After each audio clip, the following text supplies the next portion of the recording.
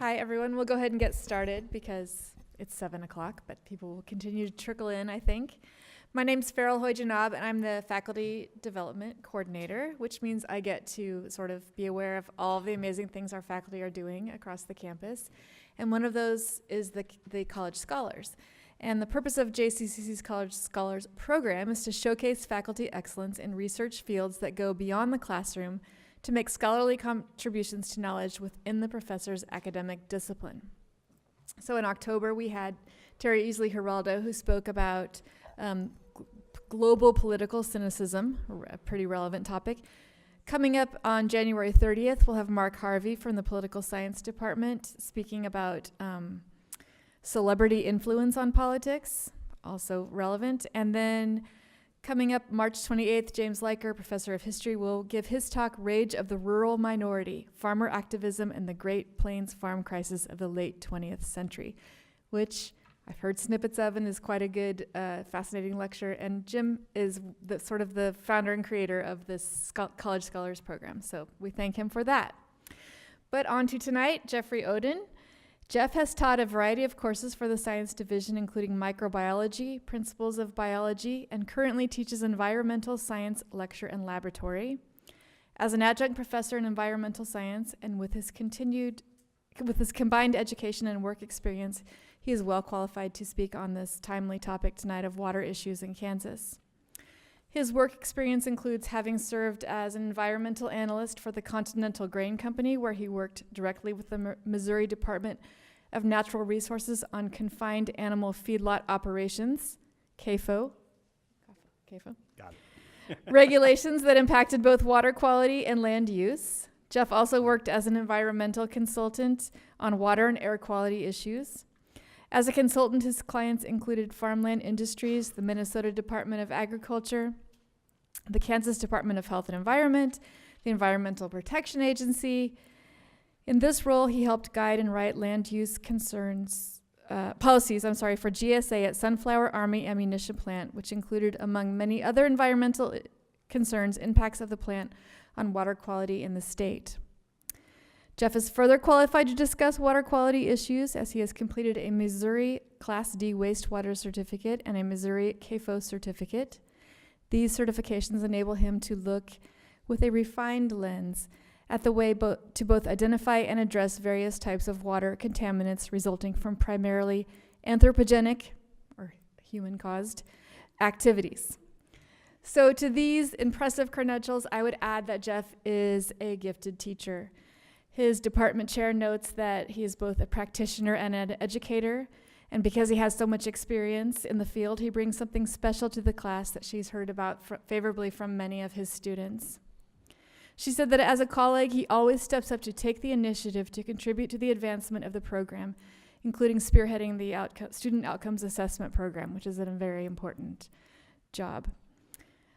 He teaches in the honors program and also works with honor students one-on-one on individual contracts. And I know of a student that I heard speak about his own project.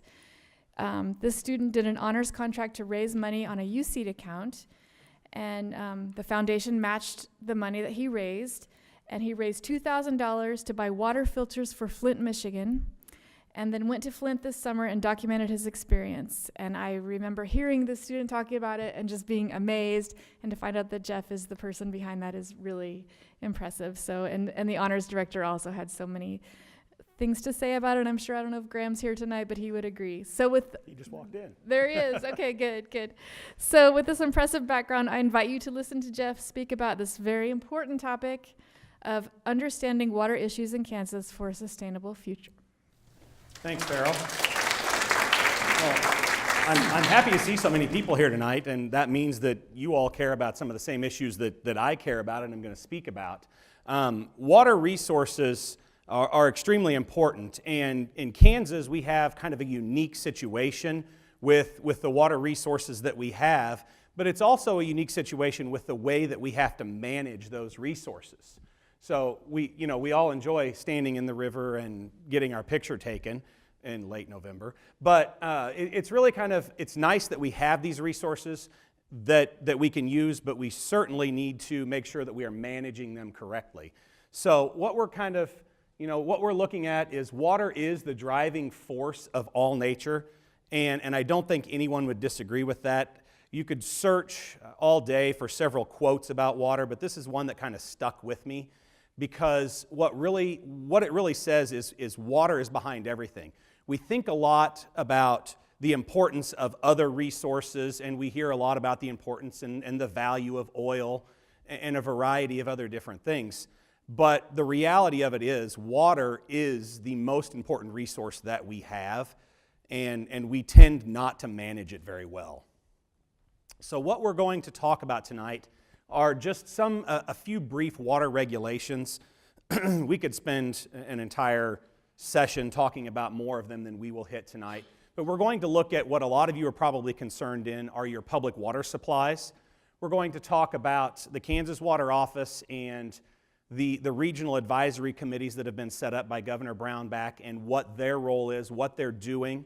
And we'll also then we'll kind of move westward to talk about some groundwater issues and some groundwater resources.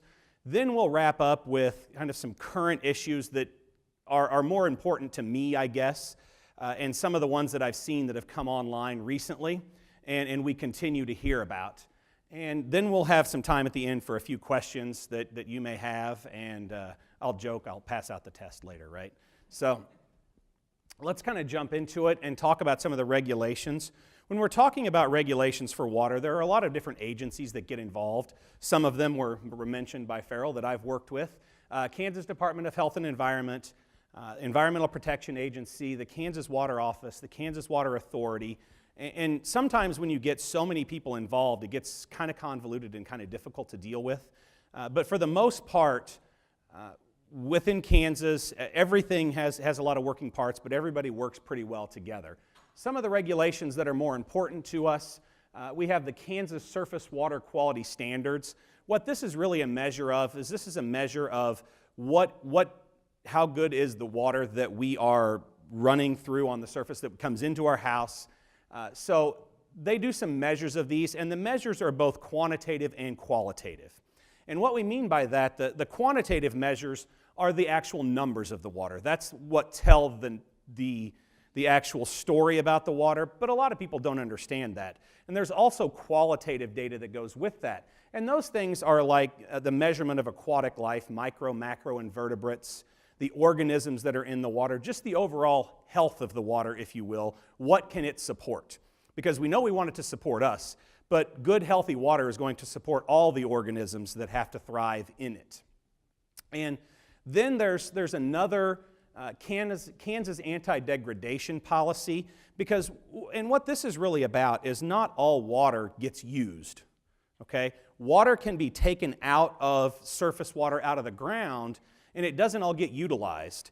And for example, a power plant that uses the water to create steam, that's water that's taken out. And the water may not be so-called polluted, but it is changed. There's a degradation that goes along with that water before it is discharged back in, whether that be thermal degradation through pollution, something like that. So the water may just get pulled out and put back, but there are degradation things that go along with that, and it can negatively impact it, even though that's its designed use. So, and then also what we have is the Clean Water Act. And the Clean Water Act is something that I visited Deb's class last night, and we talk about why the Clean Water Act exists. And, some people know the story that it really exists because in, 40 years ago or so, the Cuyahoga River in Ohio actually caught on fire. And so we had a body of water in this country that was on fire. And again, you hear different fun stories about how long it burned and different things like that. But the fact is that actually happened. And so it was kind of an eye-opening experience, and out of it was derived the Clean Water Act, which says basically the water has to be of a high enough quality that we can use it in the manner it is intended. So whenever we look at public water supplies, to be able to use that water as it's intended, we have the Safe Drinking Water Act, and this is, again, born out of the Clean Water Act, and it defines what a public water system is, and it talks about water being for human consumption, And we want that water, and we have an expectation that that water is going to be quality for us to be able to drink. And it goes on further to define that it has, the actual definition of a public water system has to serve 25 people for 60 days and so on.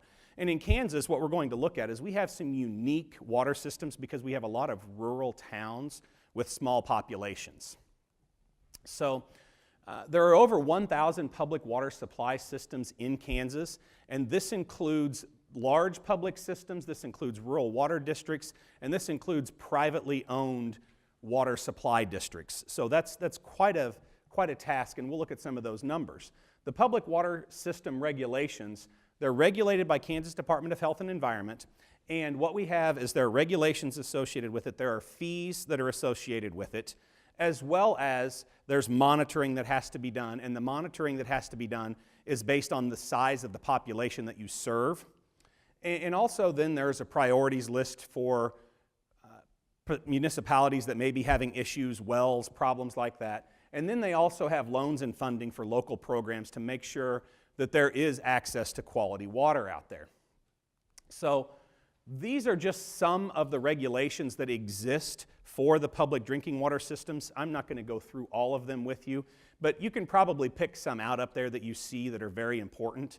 I'm sure some people would, the lead and copper rule is one that would certainly become on the front of everyone's mind. Also nitrates, I think, is something that after we get done this evening, you'll probably think that's maybe a little higher on your list. But there are several others that are on there, and the Consumer Confidence Report rule, anytime you have a question about is the quality of water that you have, is it safe, you can always go on to the Kansas Water Office and KDHE, and they publish reports. Fortunately, the reports that get published, whenever we look at the quality of water overall in the state of Kansas, the drinking water is fairly high quality for us. So we are actually very fortunate to have what we have here. They have an over 98% reporting rate that they meet all of the requirements in the state of Kansas. So that's pretty good, to be honest, when you look nationally at some of the problems that are going on. So let's look at where those public water supplies are and kind of who they serve. And what we notice right off the bat is that 53% of the public water supplies serve between 0 and 500 people. That's where we said we have a lot of public water supplies in the state of Kansas that serve small communities. And those small communities are just as important as the public water supply system that serves over 100,000 people, because the overall health of every individual is important, and they should all have access to drinking water that is of high quality. So whenever we look at a lot of these, that's just, you can look at some of the other numbers, but that's what sticks out to me. You won't see that in a lot of states. You'll see that you have large drinking water systems and maybe some other places in rural areas that are just on their own, but Kansas has a very good system of monitoring some of those smaller public water supply systems. Now, the next slide kind of takes us as to where do we get our water from. And when you kind of sum all the numbers up, what we notice is that we get about 40% of the water that we use from surface water, and about 60% of the water that gets used is from groundwater. And, we could break all these numbers out, but that's what it comes down to. And we're going to talk tonight about surface water standards, what are being done, and then we'll look at some of the groundwater issues. So what do we use our water for in Kansas? This is also another important thing that might have some information in it that kind of surprises some of you. And what it's used for is really to answer that question, you have to ask, where are we? So if we start and say we're on the eastern side of the state over here, and what we can see is we use a lot of our water for municipal reasons. We use quite a bit of about a fourth of our water consumption is for industrial reasons. But as you move further west, and we get clear out here in some of the western counties, we can see that most of the water is used for irrigation and agricultural purposes. And I don't think that's probably a surprise to most anyone, but what we have to look at is how much water we're using. And those numbers should surprise some of us. Whenever we look at that, most people would automatically think we're on the eastern side. We probably use more because that's where the population lies. That's not all true. And it's not really that true at all. They use a lot of water out west. you know, we're looking at using over 1 million acre feet. And for those of you that don't want to do quick math in your head, 1 acre foot is about 325,000 gallons. So ultimately what we're talking about here in the state of Kansas is using hundreds of billions of gallons of water. So that's a lot of water that we consume, that we take, again, if you think about that, we take 60% of it from groundwater. So the second part of the discussion will be about that this evening. Now let's break out this, which is the Kansas region over here, which most of us are in. It includes where we're at, most of Johnson County, Leavenworth County, it includes Douglas County. So it includes most of where we are. And look at what we use our water for around here. As you might expect, most of it is used for municipal reasons. We have some outliers here that are using more industrial water and things like that. So the industrial uses do include power plants, and those coal power plants do consume quite a bit of water. And that's one of the things that we obviously need to be looking at, what we're doing, and that kind of comes in with that degradation of the water that we have, that they're looking at using some of those. So the numbers are really not that skewed. One thing that's kind of interesting is where does that water come from in each county? And you know, one thing that surprised me a little bit was that 60% of the water that's consumed in Johnson County comes from groundwater.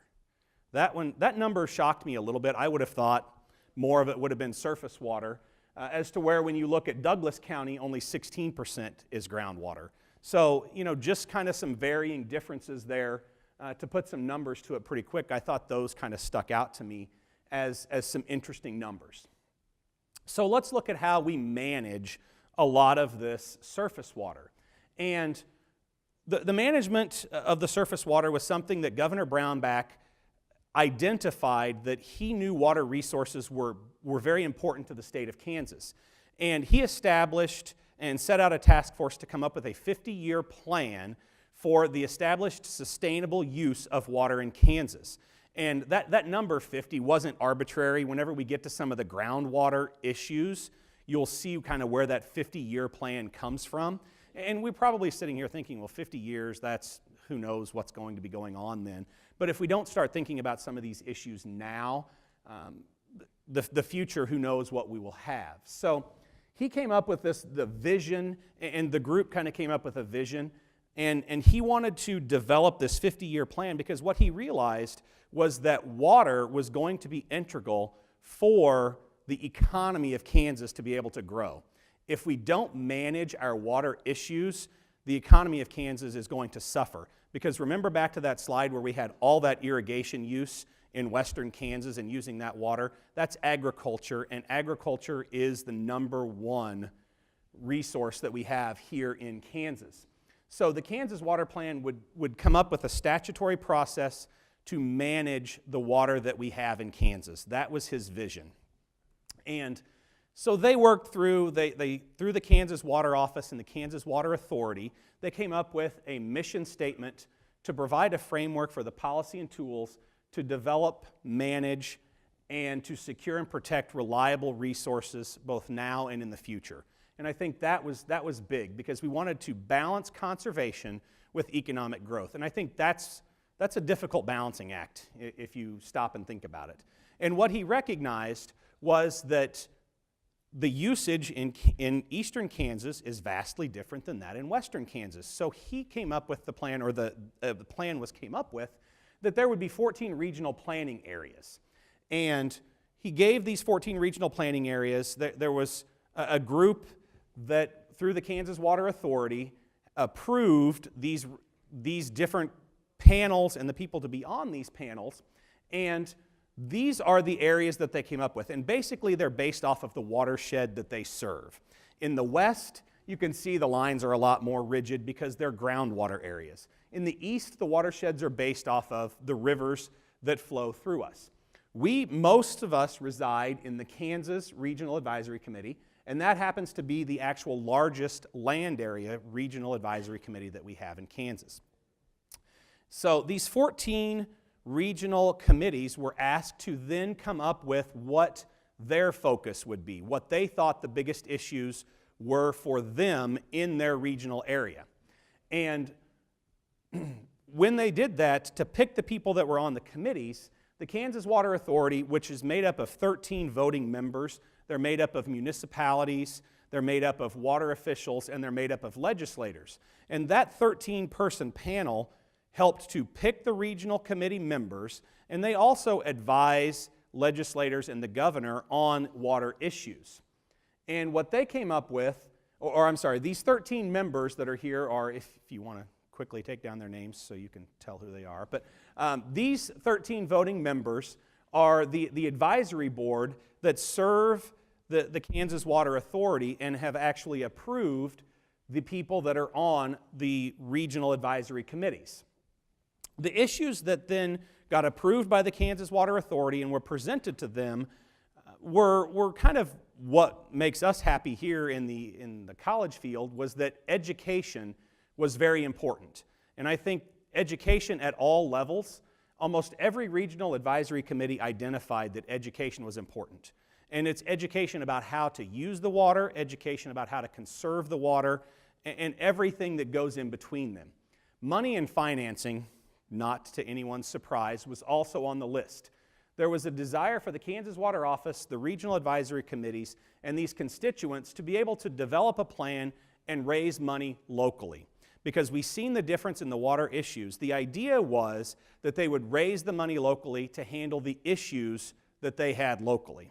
So let's look at what the funding for the Kansas Water Office, how they get their funding and what it means. The current estimates for 2017 is that they will spend about $8.7 million. Of that, a little over $900,000 comes from the general fund. The rest of that money has to be raised through a variety of water usage fees and the few taxes that they get, and I will stress few. 2018 budget is set to be about the same, $8.7 million, about $900,000 from the general fund. Now, this last one down here is kind of an interesting one. In 2011, and let me just give you a little bit of a background.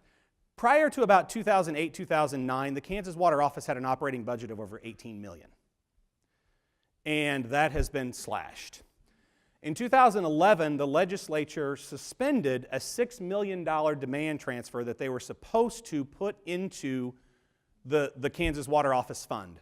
That was your money and our money as taxpayers that they took from water and decided that they were going to approve these transfers to go to just a few other things that are here. $75,000 went to the Grain Warehouse Inspection Fund, $175,000 went to the Swine Eradication Fund, and $20,000 went to the Livestock Marketing Report Fund. That was just money that the legislature took away from water resources and moved somewhere else. Every year it seems like we hear talk about, oh, is this money going to come back? Is this money going to come back? And it hasn't. And I'm not sure, we're going on. It doesn't look like it's going to come back for 18.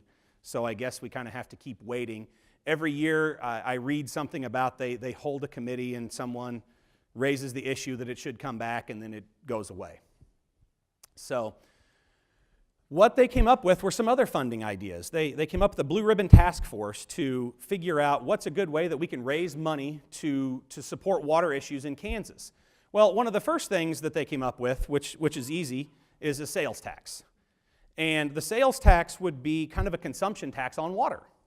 You use the water, you pay a tax on the water. Right now, whenever we turn our faucet on, we're paying a tax on the water that we use.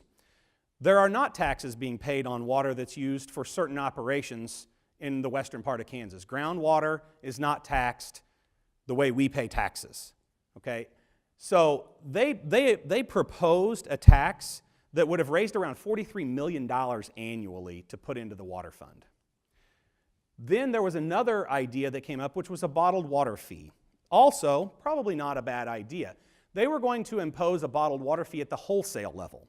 So therefore, you and I as the consumer who purchase bottled water wouldn't be directly paying that. So they estimated if they would put 3 cents per case on bottled water, that they could raise somewhere in the neighborhood of $3 to $7 million. However, again, they realized that cost is just going to get passed down to the consumer, so you're just having your citizens pay more once again. Then, I suppose this was probably about a 2-second conversation, that they had about irrigation fees and charging people who use water for irrigation. And what they all decided was there probably wasn't much appetite for any of these fees to be put into practice. So essentially, they are missing out on over $40 million a year that could be put into water resources for the state of Kansas. So just some numbers that we are missing out on that we could be doing good things with in the state, even if they would implement one of the ideas. So the focus areas that they have to go with to fund out of the $8 million that they have versus other money. What the regional areas that kind of serve the eastern part of the state came up with, the Kansas Regional Advisory Committee, this is the Kansas River Watershed, which is the largest in the state, identified that sedimentation and algal blooms were two of the biggest issues that they identified. Others, the Missouri Regional Advisory Committee, which kind of serves up in there in the northeast Kansas along the Missouri River, they thought safety of groundwater and surface water was their biggest issue. They are primarily just using it for municipal use. The Mary-Decine, which is east central Kansas, also thought that sedimentation was important as well as education. So what we're going to break out this evening, since most of us reside in the Kansas regional area, we're going to look at what that means in Kansas and what they want to do and what they're currently doing with a few projects statewide. So sedimentation. You may be asking what sedimentation is and why it's important to us. Well, Kansas has a series of reservoirs across the state, and those reservoirs serve as a water storage tool for us for our surface water.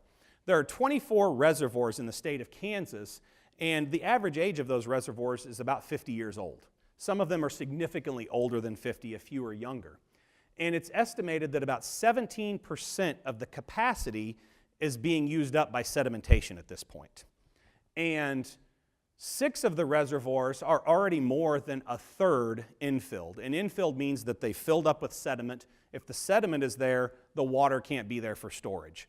And filling in and infill is not one of the only problems we have with sedimentation.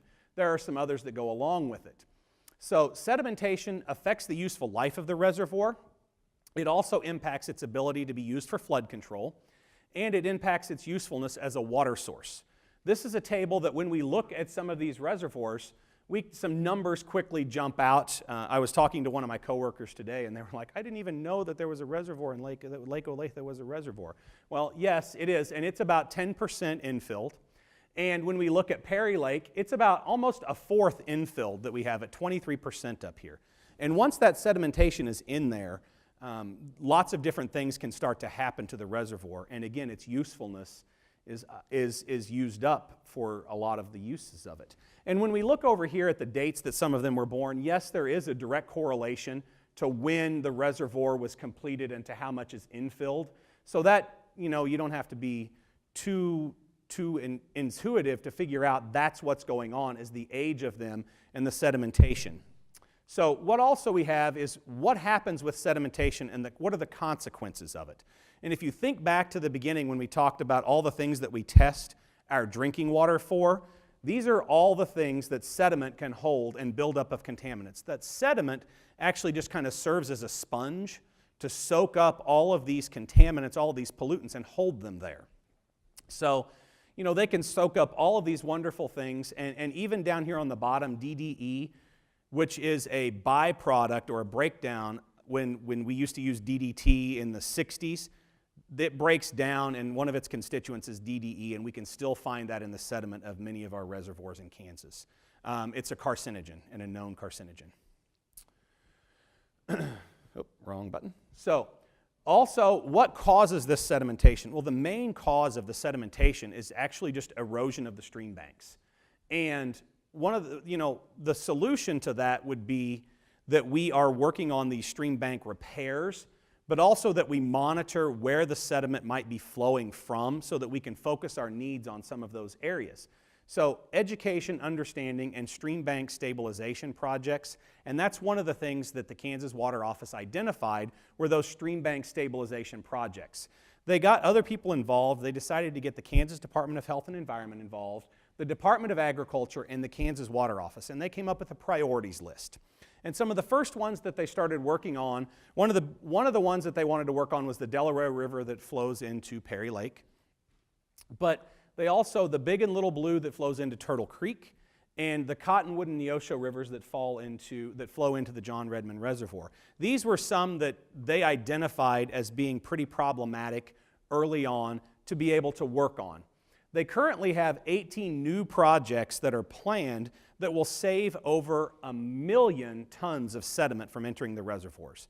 So basically what they're going in is they're shoring up the stream banks and preventing the erosion from washing the sediment down into the reservoirs. It's a lot easier to prevent the problem than it is to come back and try and dredge the reservoirs and clean them out later. The second thing that the Kansas Regional Advisory Committee identified were algal blooms. And fresh water is prone, especially in the Midwest, are prone to algal blooms that we have here. And this is, the algal blooms can be harmful. The majority of them are actually caused by cyanobacteria. We actually refer to them as, and commonly refer to it as blue-green algae. But it is a bacterial species, and I'll try not to let the microbiologist in me come out and explain that in too much detail. But cyanobacteria cause a multitude of issues. It's not just that the water smells bad or the water looks bad or it tastes bad. The cyanobacteria actually produce and release harmful toxins in the water. And when they release those toxins, the water is not fit to drink. The water is not fit for any recreational activities at that time. And so there are lots of these toxins that can build up in the drinking water supplies. And this is the picture on the right here is what it can look like when we have a fairly bad algal bloom. And the Cheney Reservoir in south central Kansas has had quite a few issues with algal blooms in the past. The Department of Health and Environment actually issues watches and warnings. When they issue a watch, that means that you should not be using that water for anything at that time. You shouldn't be in the water, and contact is discouraged. That means if they think there's going to be a problem, kind of like our weather, when there's a watch, we watch out for things. When they issue a warning, that means that it's definitely a problem. And at that point, it's posted and signage gets posted. They'll post it on the website. You need to stay out of and stay away from that water, and contact should not occur. Currently, there are only 3 watches and watch areas that are going on in the state that are current. But we see a lot of the issues starting in the spring through the late summer to after Labor Day is when we see a lot of the algal bloom issues that we have in our Kansas waters, and for us to be able to enjoy them. So the next kind of shifting topic that we're going to talk about is groundwater. And groundwater is any water that can be pumped from a well. And the well does not have to be, often we think groundwater, well, it's this well that's 100 foot deep that goes, all these different things. The well does not have to be that deep. Any water that's pulled out of the ground from a well is considered groundwater. It can be used for municipal, it can be used for industrial, or it can be an agricultural source of water. So whenever we look at groundwater, we all have this discussion, and I have it in my classes every time, is, you have people that say, well, the water, there's water covering earth. Well, that water isn't all available to us, of course. And of that fresh water that's available to us, groundwater is one of those. But only 0.6% of all the water on earth is actually groundwater. And that groundwater is some of the highest quality water that we have. At least we like to think that that's some of the higher quality water that we have. And it is used for a multitude of different processes.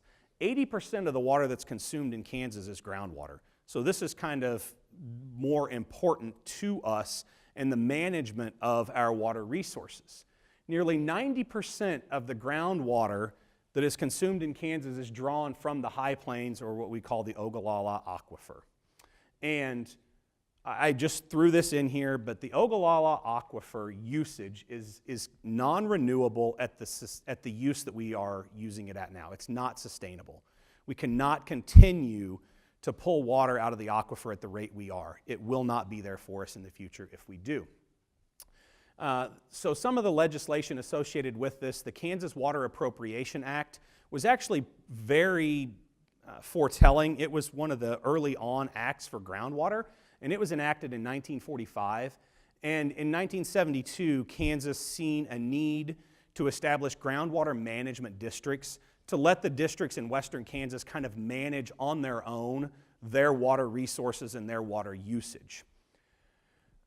So let's take a look at the High Plains Aquifer. And whenever we look at it, the High Plains Aquifer, or what we call the Ogallala, lies under 8 states in the plains. And it starts in the north, it starts in South Dakota, Wyoming, then flows down Nebraska, Colorado, Kansas, Oklahoma, New Mexico, Texas. It is a vast body of water. And it's the shallowest and most abundant source of water in the region. You know, we hear, our history folks will tell you that whenever they went out west and they said it was uninhabitable basically because there wasn't water that would be able to survive, to support life. And what they didn't know was that they were standing on land that had water underneath of it. But this is what we see as kind of the Kansas components of the groundwater, and this also lays out the groundwater management districts that we have. And this kind of shows where the groundwater is in Kansas, and we're talking kind of about western and southwestern Kansas here. We have all these different the Equus bed down here, the Great Bend Prairie aquifers that we have. And so the question then becomes is, well, how do we know how much groundwater is out there? We know that there's water out there. How do we know how much there is and how do we measure it? Well, what we have to do are groundwater models.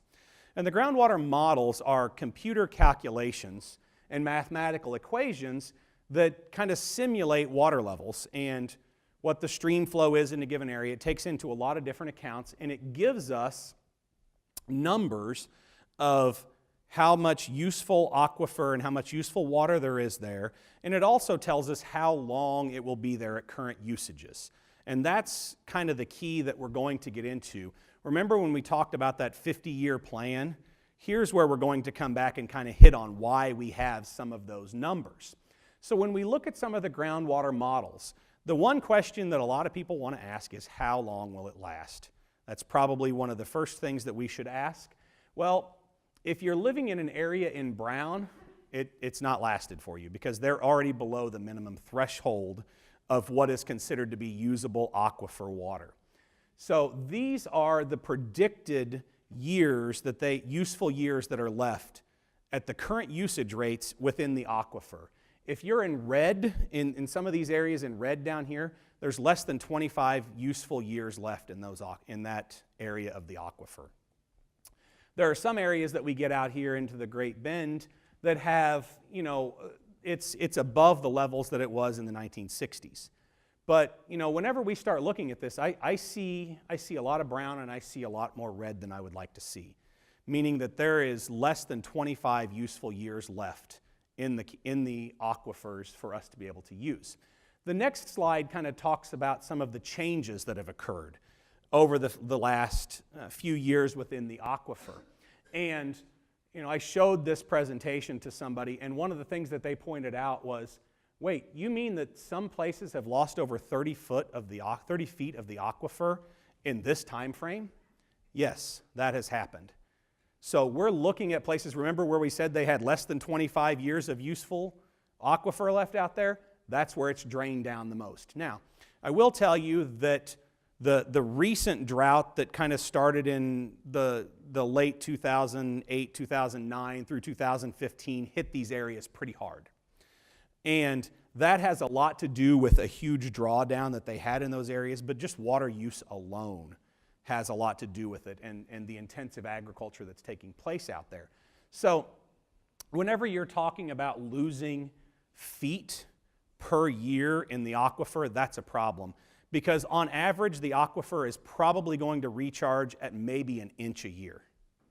So it doesn't take a mathematician to figure out if you're taking out 30 feet and putting in an inch, you're going backwards. So that's kind of some of the issues that we have with it.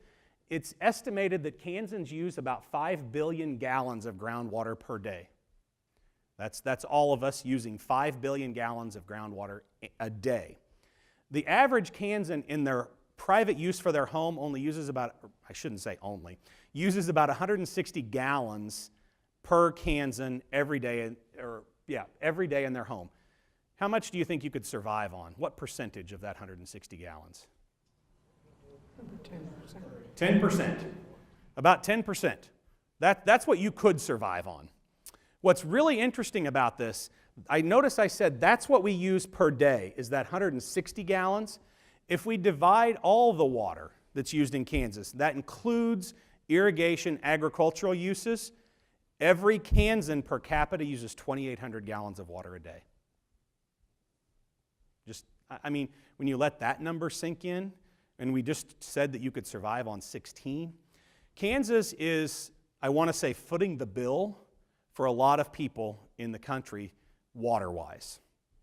Because of all the agriculture that takes place in Kansas, the food that's grown, the livestock that are raised, that is using up Kansas's water resource and shipping a lot of that. Yes, it helps the economy here, but it's shipping a lot of that out of the area. So sustainability-wise, that's not going to be very sustainable. So let's look at how we use that groundwater, and it's not a very, awe-inspiring chart here to say that 94% of that water is used for irrigation. The rest of that, municipally we use 3%, industry uses 2%, and we have a little bit of other usage in there as well. But 94% of the groundwater that's used in Kansas is used for irrigation purposes. So, what are some of the issues that we have with groundwater other than usage? Well, again, it comes back to education and understanding. What we really need is to gain a better understanding of the interactions between the groundwater discharge, recharge, and how that takes place within the stream systems. This, you would think probably, oh, that should have been done. This is not an easy task because it needs to be studied over an extended period of time. And it needs to be, we have to determine the flow rates, we have to determine the flow rates during flood events, we have to determine the flow rates during droughts, and we have to be able to study all of that interaction between those waters that we have, both groundwater, surface water, and all other stream interactions. And that's a difficult task to be able to do. So what are some of the other issues that we have? And water quality of our groundwater is an issue. We have a lot of areas that have had drawdowns in the groundwater. And with that has come quite a bit of chance for natural pollution of the other groundwater. Because Kansas kind of has a unique situation. There are salt beds and brine-containing aquifers, and as we draw down the aquifers, those get mingled in with the freshwater, non-salt-containing aquifers. And as we do that, we add all these minerals and potentially contaminants into the rest of the aquifer, which can make and become problematic whenever we're trying to manage water supplies. The freshwater heads and the flow rates and maintaining those levels, and we really, it's very challenging because the issues are very important. We have to keep moving. We can't just stop using the groundwater. We have to keep moving forward while we use the groundwater. So, we're using it while we're trying to study it, and that becomes very, very difficult to do. Also, we then add on top of that is the influence that we as humans have on an impact of the groundwater issues with some of our things that we have, landfills, industrial discharges, underground storage tanks, injection wells. We're going to talk about those. And, there is hope because things are getting better for our understanding and our education of how we're using groundwater, but we can still do better. There are better management practices that we could be doing that we know about now that we just aren't doing. And, again, if we have a better understanding of how that water interacts with one another, we could have so much more knowledge. And that's just, again, where education comes along. So let's look at some of the numbers with this. Since 1997, the groundwater levels in the aquifers have been declining. There has not been one year that there has actually been an increase. The drought that was previous to 2015 steepened those declines. In 2016, the actual numbers that there was a less significant drop in the some 1,400 wells that were measured. still a drop. The drop was just considered to be less significant. And basically, so what does all that mean? If current rates continue, the usefulness of the High Plains Aquifer would probably be depleted in about 50 years. Now we're back to the 50-year plan that we have, and we're trying to get to management in place. So, future projections that we look at here. They estimate between now and 2060, we're going to use another 39% of the aquifer at our current usages. When we look back historically, prior to 1960, we only used about 3% of the aquifer. Again, more, without the intensive agriculture and the other uses that we had. Between 1960 and 2010, we used up about 30% of the useful aquifer. So then you tack on the other 39% that we are potentially going to use in the next 50 years, or 43 years that we have, whatever it is left, you can see that we're going to be using up the aquifer. Now, there's some hope out there for some of the things that are taking place.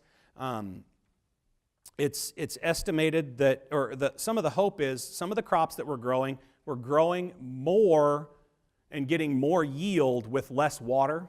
So if we can keep going with those technologies and get higher yields using less water, that's going to be better. But unfortunately, the technology probably isn't coming along as quickly as our water usage is continuing. So, it's estimated that water use will peak in about 8 years from now, in about 2025. And those are numbers that are kind of based off of some different issues of agriculture, technology, and different things like that. But really what it comes down to is every gallon of water that we can save and not use now could pay back at least twice the dividend in the future. Because just think, if we can come up with a crop that uses half as much water, or we can come up with other technologies that are better irrigation systems that aren't just the center pivot sprinkler systems that have so much of the water that just evaporates and doesn't even reach the crops. If we can come up with better practices, that water can be, get so much more use and go further in the future. And that's what we're really, really hoping for. So, let's talk about some of the current issues that we have in the state of Kansas. I told you I selected these based on what I felt more important. And two of them that really stuck out to me was the issue of fracking and the issue of nitrates. And we have some examples that we're going to discuss here. So, fracking. It's a word that everyone's familiar with, and I don't know that everyone knows. When we hear fracking, everybody hears about, it causes seismic activity and all these different things. What you don't hear a lot about is the impact that it has on our water and the potential impact that it has. Between 2000 and 2015, the number of fracking wells in the United States went from 20,000 to 300,000. In Kansas, we currently have about 57,000 fracking wells. That makes up about 1/4 of all the oil and gas wells that we have in the state of Kansas. So, taking those numbers and looking at that and what all that means, this is the location of the fracking wells that we currently have in the state of Kansas. Yes, they are concentrated down in south central Kansas and over here in central Kansas. But notice we do have a few of them, a couple up here in Leavenworth, Johnson County, Franklin County, Mission County. We have a few around us. So, they do exist and they are closer around us. So let's talk about what some of that is. And the fracking industry in Kansas right now is not run through the Kansas Department of Health and Environment. It's actually ran through the Kansas Corporation Commission, and they are the commission that is responsible for other public utilities, and they're responsible for all oil and gas. And they regulate fracking. The commission enforces the regulations of the following. They do regulate seismic activity. They regulate the construction, casing, and cementing of the wells, the protection of the underground and surface water, reporting and disclosure, types of fluids that are used. We're going to discuss that. The volume description of the chemicals, the maximum amount of surface and injecting pressure that can be used during the process, spill prevention and cleanup, and then any other information that's considered necessary that the public, that we need to know. So, as of March 2017, this has been recent, Kansas regulations require that fracking operators complete and submit a list of the chemicals used during the fracking process on this website, frackfocus.org. So they have to maintain that list. Operators that consider their chemical or the chemical concentration to be a trade secret are allowed to withhold these chemicals from public disclosure. So they have to list it, but if they consider it to be a trade secret, they don't have to list it. So what do you suppose most of them are going to do? They're going to say it's a trade secret. And that's where it stands. So we're back to not really knowing the chemicals that are used in the fracking process in those wells that are potentially going right into our water source. Duke University conducted a study for 9 years between 2005 and 2014, and they estimated that 250 billion gallons of water were used in the fracking process. They found that it produced 210 billion gallons of wastewater. It also, the numbers that they found that was produced, for every 1 barrel of oil that was produced, a half a barrel of wastewater was produced. So then you start asking the question, is 1 barrel of oil worth more than a half a barrel of water that's been utilized? The EPA has finally come out with their statement on fracking, and it's pretty skeletal, I will tell you that. It states that there is scientific evidence that hydrologic fracking activities can impact drinking water sources in the United States under some circumstances. To me, that's not a heavy-hitting statement. So, whenever we look at some other issues, moving on to nitrates, Kansas is the home of a city or a town that most of you have probably never heard of. It's a town called Pretty Prairie. And Pretty Prairie is a town down in south, kind of central-ish Kansas, west of Wichita, south of Hutchinson. And the average concentration of nitrates in the well that Pretty Prairie uses is about 23.6 milligrams per liter. That's more than twice the legal rate that we can have in a drinking water source. The drinking water limit would be 10 milligrams per liter.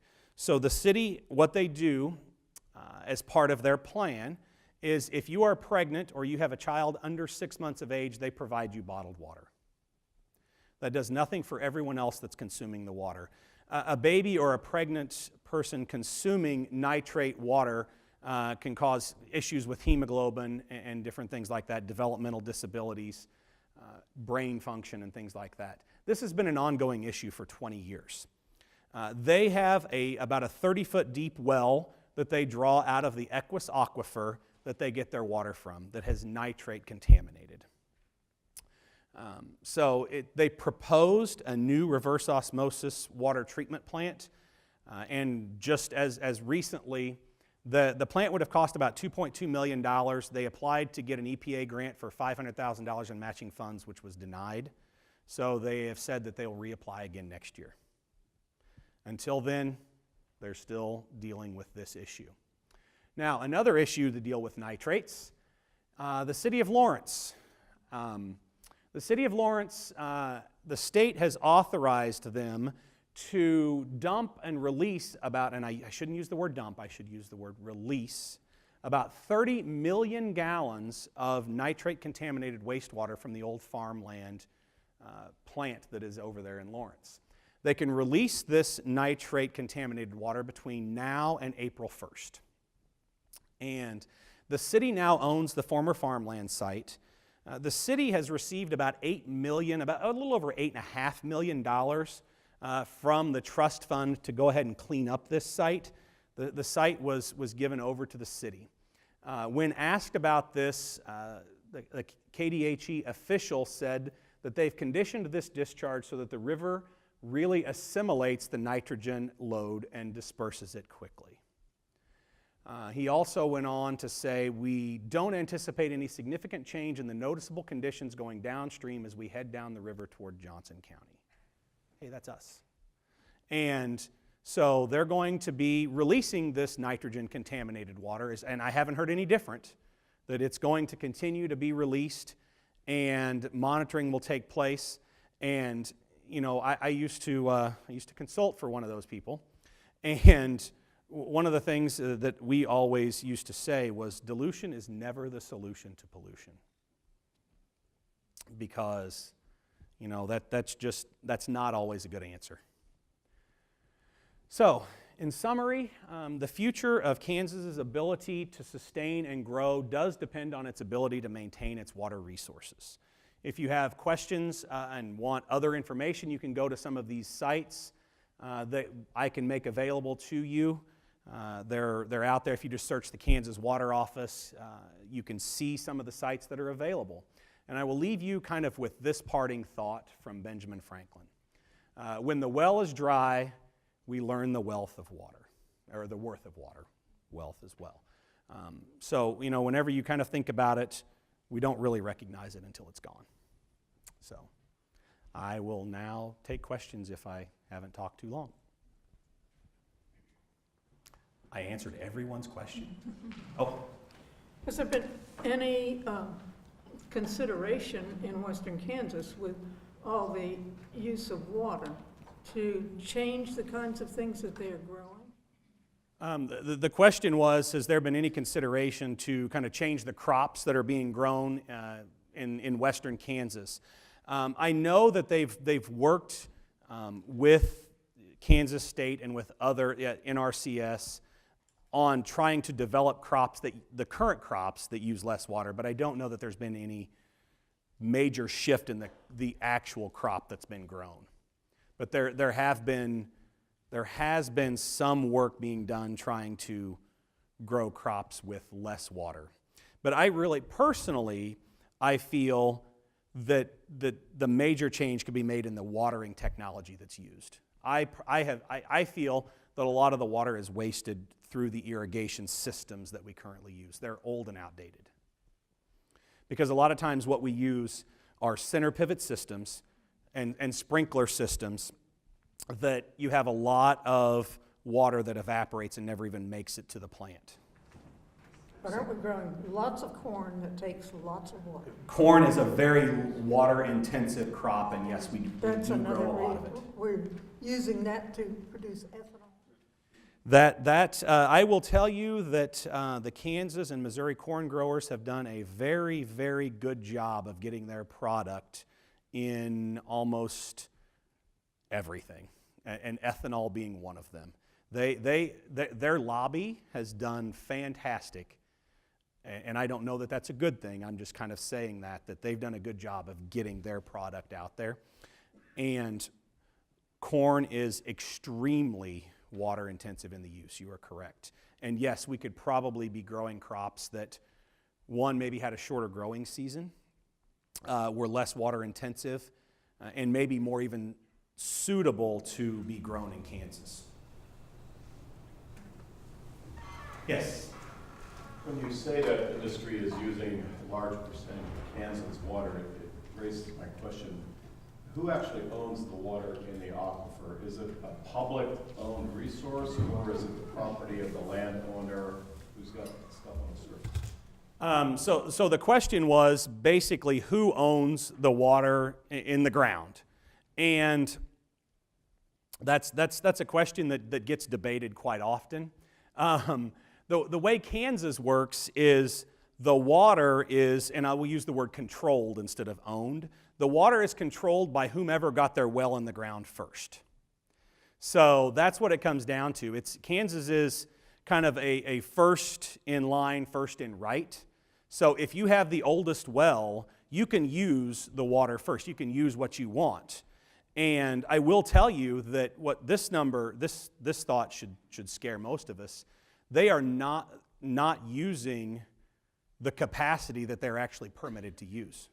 If they were using at the permitted capacity, that aquifer would probably have been gone, which tells us that we probably have an issue with the way that we permit how much each well can take and how it is taken. The water is, and trust me, there have been lawsuits between states over this water and who uses what and how much gets used. And, you know, as far as who owns it and who controls it, it's who has their well in the ground. So it's not considered a water of the state that we all have a say in. Unfortunately, it's the groundwater management districts get to decide kind of on their own how it is managed. So there's not even really a central oversight for that. Yes? With regard to that statement, one of the agencies that you have not listed on either two of the slides is the Kansas Department of Agriculture, which allocates water, does the water analysis, use analyses, and divvies up the rights. That's not even mentioned on your slide. They are in control of the ag community, which uses 90% of the water. That needs to be added to your slide. Yes. It's the fox guarding the hen house. That is correct. The Kansas Department of Agriculture is in charge of how much water and can be pulled out, kind of, and who gets to do it. And it's really, I think it's less of a fox in charge of the hen house. It's they're policing themselves. It's not even really that, because they basically get to say how much they can take. Well, that would be like the bank president saying how much he could take home at the end of the day. But they're already over allocated, as you just said. They are over allocated, and I unfortunately I don't see that changing, because anytime that conversation gets brought up, it immediately pivots to economy, and that's all they're ever going to do. Is they're not going to focus on the issue of the water. They're going to pivot and talk about how much agriculture brings to the state. And that's all they ever want to talk about, anybody that I've ever talked to about it. Yes? You had a lot of ground on that map, and you said that was areas where the water, it's already below. It's useful level. And what does that mean? Well, when we're talking about below its useful level, we're talking about water that is below most of the wells that are in the ground, or water that has been pulled out to a level where they say you're able to take more out of it. Yet they don't stop people from taking out of it, though. That's the problem, like we just mentioned. Just because it gets below the useful level doesn't mean they're not taking out of it anymore. Yes? Okay, so when you said it dropped 30 feet and it only goes up an inch, so you're saying it dropped a feet in one of those module areas and then it rose an inch over the whole thing? Yeah, on average, it recharges 1 inch a year over the whole aquifer. But you'll Yes. find one little place dropping 30. Right. Okay, that makes me feel much better. And then Oh, also, I don't know that it should, but anyway, go ahead. I'll take an inch all around and then 30 feet one area. Right. So that's why those advisory people, they got to figure out what to do with their 30-foot drop. They have to figure out, and this comes back to what we have to have with the agriculture people, monitoring and putting limits and stricter limits on individual wells and how much they can take out. Because right now, and the other thing is, they don't go year to year and say, you know what, we had a drought this year, you can take out this much.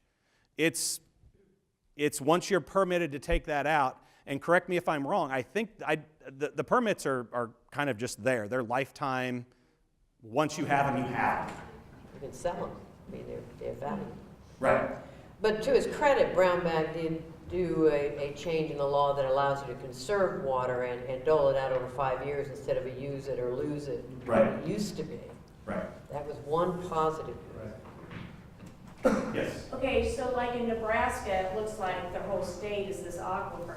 So I'm sure everybody's up there like, well, can we have some and we'll pay for it? Well, they have their rules and legislation for the way that the water gets used out of the aquifer in Nebraska. But wouldn't you say that if they had a nice storm, all that water gets into their aquifer faster because it's like all sand, and then you come down to Kansas where we grow everything, we have this nice earth, and it doesn't get down to the aquifer? Well, it does. The type of soil does determine how fast the aquifer can recharge, but there are a lot of other factors that go into it, not just, rainwater that comes now is not going to end up in the aquifer, chances are. It's going to end up in the surface water. Okay. And at some point, some of that water may filter through to the groundwater, but it's not, they're not directly correlated. Yeah, so when you say groundwater, you mean it's down there deep? Yes. Okay. What were the positive outcomes of the 50-year plan? The positive outcomes of the 50-year plan, what I've seen so far, are that we've regionalized some of the issues, and we've given some control back to the local people to plan and come up with water use and management plans locally that best benefit them. And at least it's given local people a voice, where primarily in the past, a lot of the water issues were just everybody's voice was run over by agriculture. So one quote you mentioned, I think it's your own quote. You said Kansas is footing the bill for a lot of the country water-wise, and I was wondering if we weren't able to produce the amount of agricultural products we do due to water shortages, how do you think that would affect the nation's economy and food availability? Well, much like everything else, if Kansas doesn't grow the corn, somebody's going to step up and do it. There would be a shift at some point as to who that would be and where it would be. I'm not sure, but you know, California has faced a myriad of issues with water, and what we have seen is several of the farmers, the vegetable farmers, have moved to the Midwest, and they're trying their hand in the Midwest. Now, we have different growing seasons, we have different labor issues, we have a lot of different issues, but there are shifts in what we've seen in Kansas, or what we've seen in California. So if you kind of look at that as a microcosm, then yeah, there could be a chance that Kansas economically would lose some, but in the grand scheme of things, as far as across the country, I don't think there would be that much of a paradigm shift. Well, back to those brown spaces on the map, below the useful level. How long is it going to be, do you think, until that's going to force changes in water usage out there in the West? If I knew the answer to that, how long until it would force the changes? I mean, economically, it becomes unsustainable. That's probably the only time it's going to change is when they have nothing to grow anything with. Then, you know, when the well is dry, then we might have some change. Unfortunately, that's kind of my interpretation of it. I don't see any signs of change that's taking place. Well, that's not exactly true. Okay. Right? I mean, you do have, now this is all in nature, sort of voluntary plan. But you do have the Groundwater Management District, help me out here, near Goodland. Which one is that? In Garden City, the three, Water District 3? The one up on the north side near, I thought it was closer to Goodland, but they're actually doing a pretty nice job with voluntary restrictions. Yeah, that's the Sheridan area. That's the Sheridan Yes, area, correct. But the point being, that's an exception to the rule. The other management districts have not, because there's no way for them to really enforce. Right. So and in some places, if you have the right culture, the right cooperation, there has been some good. There has been positive strides. There has been, but when I view that though, Jay, what I see is we said voluntary at any time that could end. Correct. So, I mean, I see that it's. But we're Kansas, we're grasping for straws. Right. You know, I do see, but what we don't see is we haven't seen actual steadfast across the board restrictions put on it. So I think I'm correct that when you say the crops that are being created from all the center pivot, this is mostly field corn that's being used for livestock consumption. Yes. So, and of course, you've got in southwest Kansas some of the largest meat packing plants in the world. Yes. That seems to be the cause of a lot of this, if we need to isolate one, as opposed to family farmers raising dryland wheat. Yeah, I don't think there's any question that the cause is large scale. We're not talking family farming, we're talking commercial. Correct. So I guess my question is, how much of this is really coming back to Americans' love affair with meat? Oh, it absolutely is. We see the numbers all the time as to how many gallons of water it takes to raise a pound of beef, and how many gallons of water it takes to make a gallon of milk, and we see the numbers all the time. It's a very intensive process, and that doesn't account for all of the then runoff that comes from those feedlots that's polluting the surface waters in the area. Yes. Has anybody studied what the effect of the lifespan of the aquifer might be if the ethanol subsidy magically disappeared? I have never seen that study, but I would be interested. If you ever run across that. I have not seen a study. I've seen studies that have been done as to if we reduce water consumption by this %, how long it will last. But I've never seen a study that pulls out a specific commodity or, in that case, a subsidy and says if we don't have this, how much it would be. I've not seen a study like that. Makes me want to look for one now. Yep. Something for some of the students in the room, there's a connection that that maybe needs to be made more clear. We're talking about all the nitrates, right? Whether it be in pretty prairies, groundwater, or the stuff that gets into the surface water and we get the algae blooms and whatever else. So where does all that come from? The nitrates can come from a variety of sources. The nitrates can come from natural sources, just normal runoff that's going to occur. The nitrates can come from fertilizers that happen to be applied on an everyday basis. And the nitrates can also leach in the natural process from the ground itself. So it can come from a mix of both man-made causes in us over-applying fertilizers and agriculture and different things, and it comes from natural processes as well. Yeah, and pretty prairie, I don't think I know the answer to that. Is that fertilizer in pretty prairie? I think they've determined it's been a mix of both, because what they've determined is that I think it's a specific area of the Equus aquifer that has become nitrate contaminated, and I think it's been because of agricultural operations. But I would, that's what sticks in my head, but I don't have exact numbers on it. Yes. During your presentation, you used the word pollution once and the word sustainability once. Within your research and the 50-year vision for water in Kansas, how many times did you come across the word pollution and the word sustainability?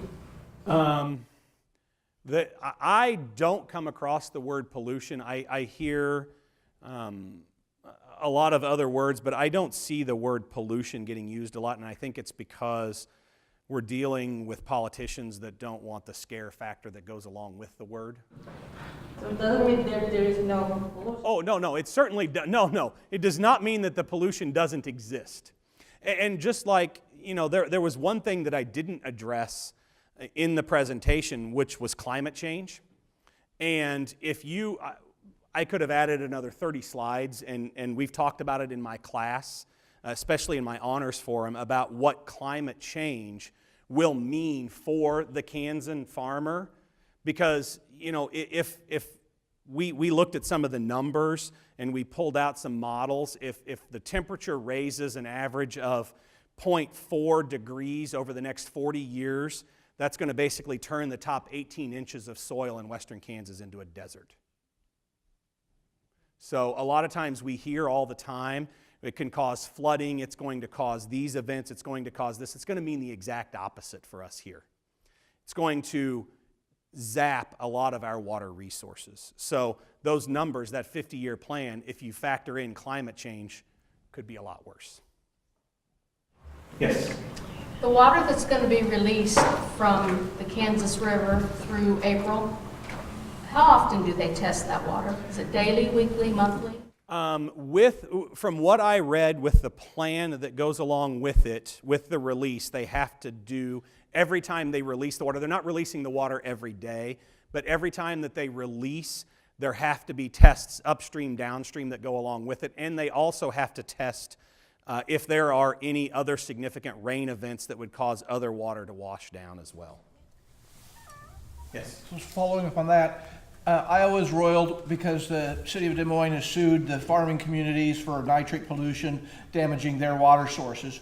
If you were in charge of Johnson County water system, would you be thinking about similar action? If I were in charge of the Johnson County water system, I would have had a lot of questions before I even got to the lawsuit stage. I would have had a lot of questions of why wasn't I consulted on this? Why wasn't I notified about this? Because as I've read, no one was consulted. There wasn't a public notice put out about it. It was just granted. So if I would have a lot of other questions, and I would certainly think that would be one of the recourses to, especially if Johnson County ends up with higher treatment costs, which inevitably they probably will, then yes, that could be a recourse that they have back to fall back on. Whether it will happen or not, I'm not sure. So how much would that coming from Lawrence affect the groundwater in Johnson County? Because you indicated that Water One is picking up, using mostly groundwater. And I think that's probably more of a long-term question than a short-term question. I think it has the potential to affect the groundwater, especially if we start looking at sedimentation and different things like that, and those nitrates that might get trapped in that area. So it certainly has the potential for that to happen. Yeah. So once that hits the Missouri River, is dilution indeed the solution at that point, or no? You know, the Missouri River has its nitrate issues all on its own. And, anytime you start adding to that, you're just compounding the problem, in my opinion. So I don't know that dilution is going to help once it reaches the Missouri River, because I think you could just have a compounding issue at that point. Well, the number of public water supply withdrawals at that point too, compound. It definitely gets compounded at that point, yeah. Yes? Do you know if there's been any consideration on trying to use that nitrate-laden water to grow like algae to create a biodiesel with, instead of just throwing it into a stream or whatever? I don't know. I haven't seen any plan as to what they had for the water. The only other plan I've ever seen that they had for that water was trucking it and hauling it somewhere. Well, there was some discussion about using it as a fertilizer for a nearby set of sod fields, but then at the end of the day, that fell through, and the cost of trucking. I know the cost of trucking was just, yeah. That's the only one I seen was trucking it to be utilized elsewhere. But that, I mean, when you're talking 30 million gallons, trucking it is not realistic. But I haven't seen, and other than what was just mentioned, I hadn't seen a plan to utilize it anywhere else. I mean, ideally, that's what you would do with some of that water, is use it as a nutrient source like you would out of a lagoon or other issues. But the other thing you have to look at is 30 million gallons, you have to have a lot of fields or areas to be able to put it on. And you probably don't have that in that close a proximity to it. There's food and drink downstairs. Let's continue the conversation down there. Sure. Shall we? All right. One more question. I was wondering, the cement plants and coal plants at DOT, several Kansas and western Kansas, how have they affected the water supply in those areas? The cement and the power plants?